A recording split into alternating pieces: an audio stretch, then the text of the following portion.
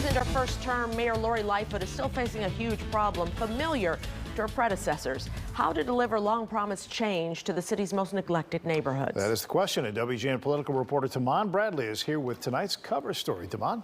Ray and Micah, every Chicago mayor has a big plan to lift up the South and West Sides, but nothing really ever works. Mayor Lightfoot's program, in its second year, is promising an unprecedented financial investment.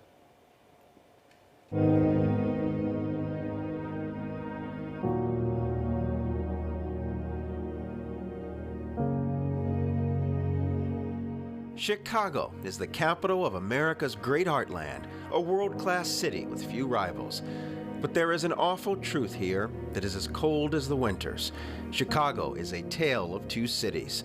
While the North Side glitters, South and West Side communities languish in disrepair. I've seen the community rise, and I've seen it kind of fall, and I've seen it kind of flattered out. Eli Washington has lived on the South Side his entire life. Working on the Chesterfield Community Council, he's tried desperately to attract and keep businesses. What this community needs is assistance with housing and just economic development. And they also need a grocery store real bad. When I drive down certain blocks, there are a bunch of abandoned houses. I mean, there are blocks where there's maybe 1 or 2 houses. Chicago looks like it looks by design. Segregation and redlining prevented communities of color from gaining access to the economic boom downtown.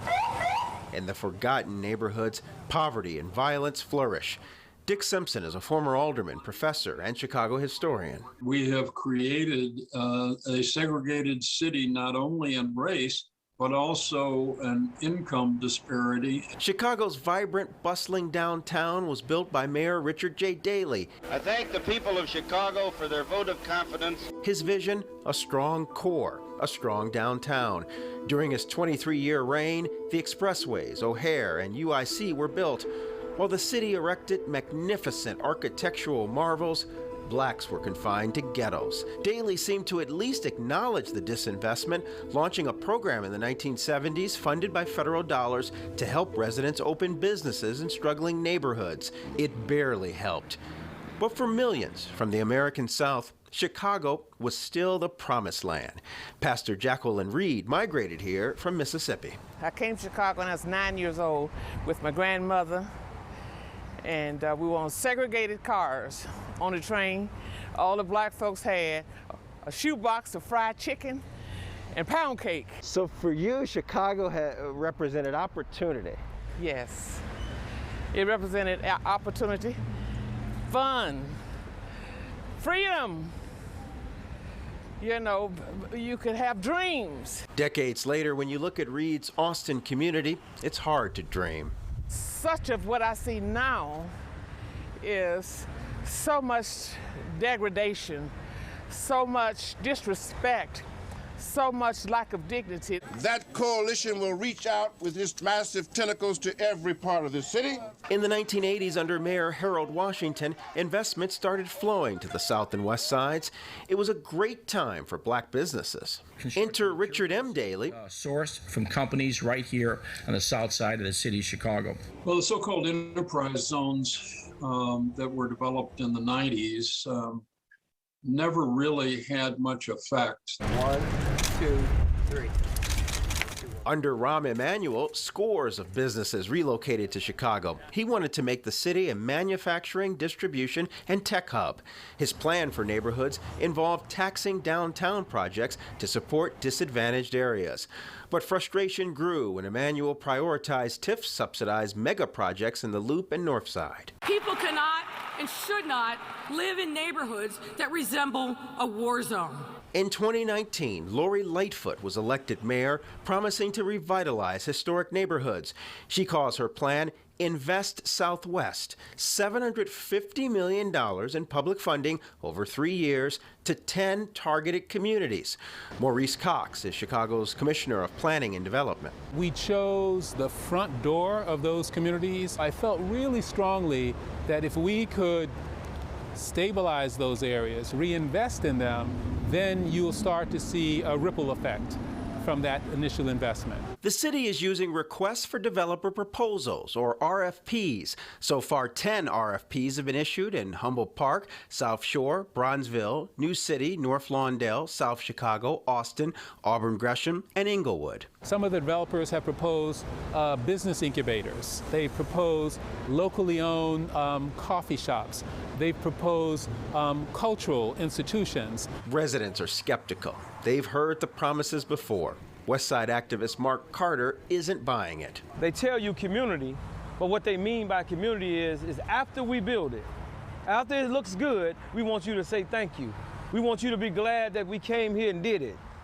No, if we can't develop it ourselves, if we can't see people that look like us working on the jobs, then don't give it to us. Don't bring it in our community. Heartland Alliance and Oak Park Regional have a $37 million plan for the former Laramie Bank building and adjacent land.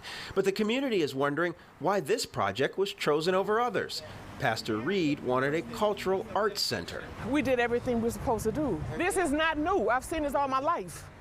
I've seen whenever there's a lot of money to come in here and fight poverty, it's white folks coming in here fighting poverty for us. I understand the level of promises that have been broken by past administrations. We put in very specific language in the request for proposals that has led to 22 respondents led by black and brown developers. Cox has come under fire for Invest Southwest. Several aldermen want a greater focus on the Central Business District and North Side. They slam Cox and Mayor Lightfoot's top-down management style. Some of them have suggested you're only focused on Invest Southwest at the expense of other neighborhoods. No, we've had an amazing collaboration with aldermen. There's a lack of trust. A lot of people just don't believe this. That's right. And I would say to them, you know, trust is not freely given. Trust is earned.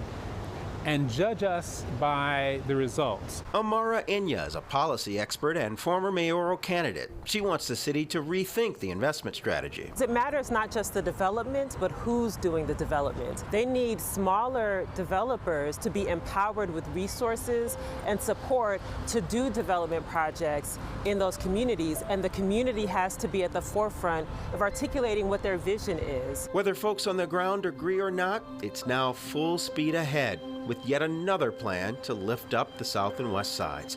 Prosperity in every Chicago zip code. It's what Eli Washington, Mark Carter, and Jacqueline Reed have been waiting for. How will you measure success?